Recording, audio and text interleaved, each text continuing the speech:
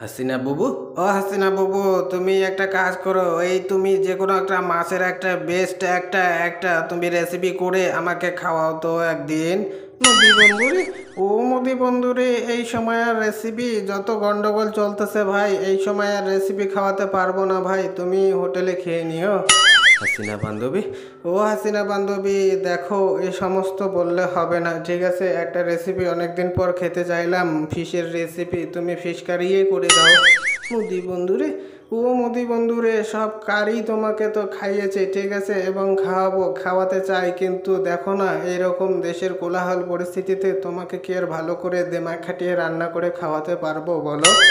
হাসিনা বান্ধবী, ও হাসিনা বান্ধবী, তোমার দিমাগ খাটানোর দরকার নাই, তোমার যা হাতের যশ, তুমি যদি একটু ঝেড়ে রান্না করো তাহলে রান্না অনেক ভালো হয়ে যাবে, আমি তৃপ্তি করে খেতে পারবো। অনেক দিন হলো ভালো তৃপ্তি করে খেতে পাইনি গো।